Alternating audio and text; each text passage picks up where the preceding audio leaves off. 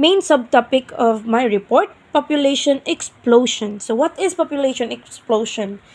It is a pyramiding of numbers of biological population, especially the recent great increase in human number resulting from increased survival and exponential population growth. Here are some causes of population explosion: poverty, poor contraceptive use, child labor, reduced mortality rates, fertility treatment, and immigration. First, poverty o kahirapan. Poverty is believed to be the leading cause of overpopulation. A lack of educational resources, coupled with high death rates leading to a higher birth rates, results in some areas or unfortunate areas seeing a large booms in population. Next is poor contraceptive use. Though contraceptives are available, especially in some developed countries, poor planning in both parents' parts can lead to unexpected pregnancies, which means a higher birth rate, causing a population to increase. Next is child labor. As distressing as it may sound, child labor is a rampant issue worldwide. A study of UNICEF estimates that approximately 150 million children are currently working, primarily in countries that have few child labor laws. This can result in children being seen as a source of income by less fortunate families. Furthermore, children who begin to work too young also lose the educational opportunities they should be granted, particularly when it comes to birth control, which means there are great possibility that these childs would create a family without having family planning, causing the population to grow. Reduce mortality rates.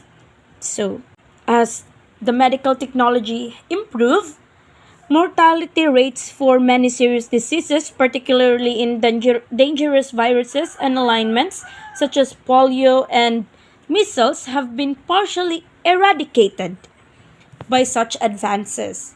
While this is a positive news, in so many ways, it also means people are living longer than ever before.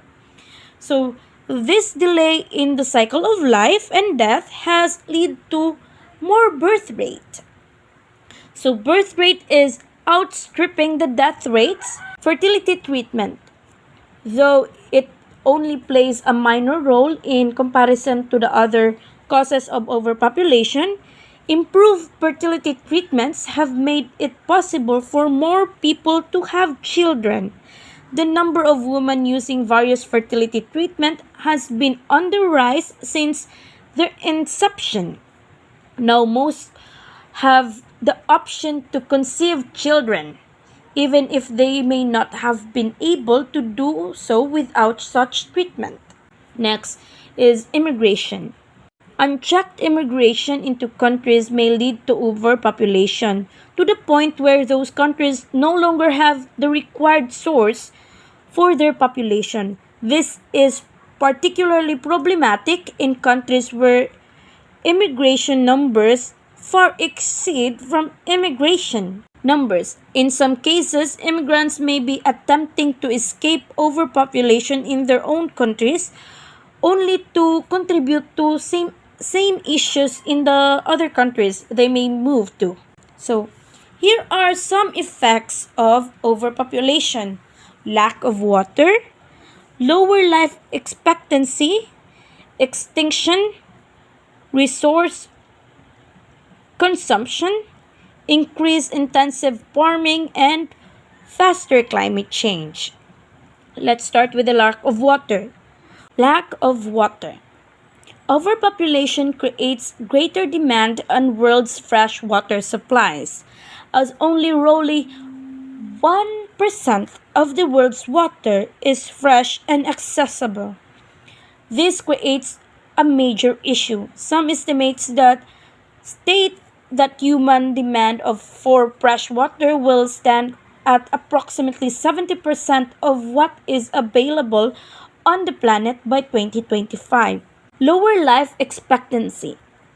While higher life expectancy is leading increase in population in developed countries, lower life expectancy may be caused by the booms in population that is in the less developed nations are experiencing. Resource consumption.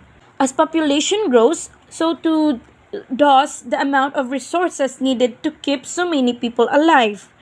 Food, water, and fossil fuels are being consumed at record rates, placing greater demands on producers and the planet itself.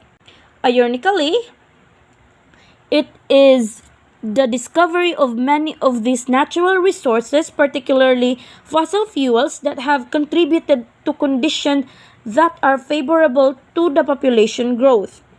A study has shown that the world's ecosystem changed more rapidly in the latter half of the 20th century than at any other point in history because of its increased use of these resources. Next is increased intensive farming. As population has grown over years, farming practices have evolved to produce enough food to feed larger number of people. However, intensive farming methods also cause demand to local ecosystem and the land, which may pose problems in the future. Furthermore, intensive farming is also considered a major contributor to climate change due to machinery required. This effect will likely intensify if the population continues to grow at its current rate.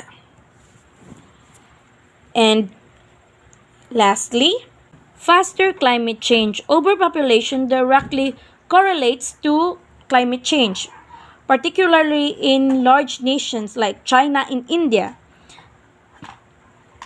Continue to develop their industrial capacities. These now rank as the two of the three largest contributors to emission in the world alongside with the United States. 97% of the scientific community agrees that human activities are changing global temperature. Larger population may speed these changes up, especially if more is not done to reduce individual carbon footprints on wide scale. Following are the possible solutions and most effective solution population explosion. First, better sex education. Second, access to contraceptives. Third, changes in policy. And fourth, education on the subject. First, better sex education. A lack of sex education or poorly implemented education has led to overpopulation issues in many countries. The issue is so pronounced that the United Nations Population Fund is calling for improvements to be made, particularly in poorer areas of the world. Better education will help people understand more about potential consequences of having sex as they relate to childbirth. It will also do away with many of the myths that surrounds the sexual act and introduce scientifically proven methods of birth control. Next is, speaking of birth control, access to contraceptives. Access to access to birth control must go hand in hand with a better sex education. After all, without it, people cannot put what they have learned into practice. Next, change in policy. Some nations offer rewards, whether in form of financial incentives or increased benefit to those who have more children. This may lead to some couples having more children than otherwise would if they needed to worry about financial consequences.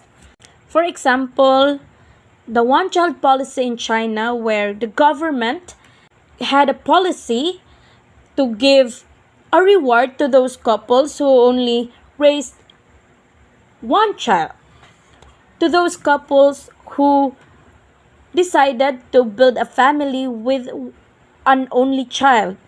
This balances the population as it continues to grow nowadays. Next is education on the subject.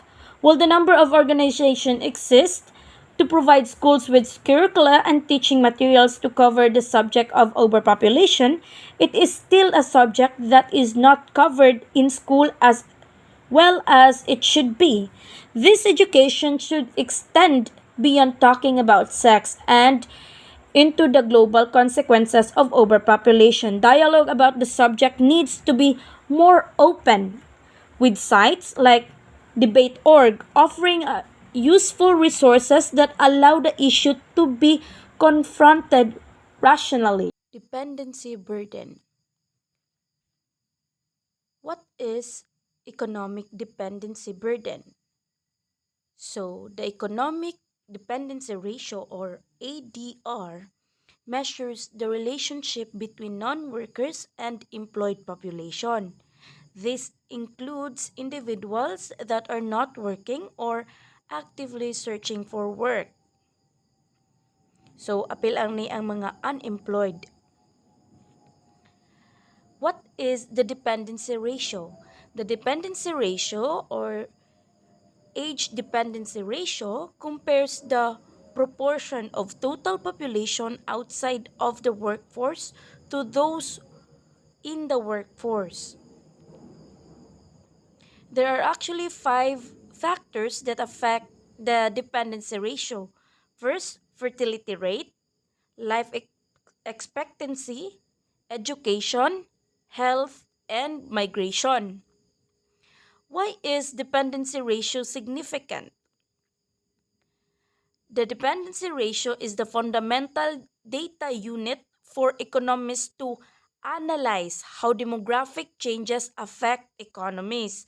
Non working or working age people contribute most of the paid work in an economy and pay most taxes. Meanwhile, the young and the aged tend to account for most social spending in areas like healthcare and education. Dependency ratio, to calculate it, you just have to divide the number of dependents by the number of people working, then multiply by 100 to get a percentage. How does dependency affect population? A high dependency ratio indicates that the economically active population and the overall economy face a greater burden to support and provide the social services needed by persons who are often economically dependent. So mga kanang people na non-working, especially children. Thank you for listening, and I hope you learned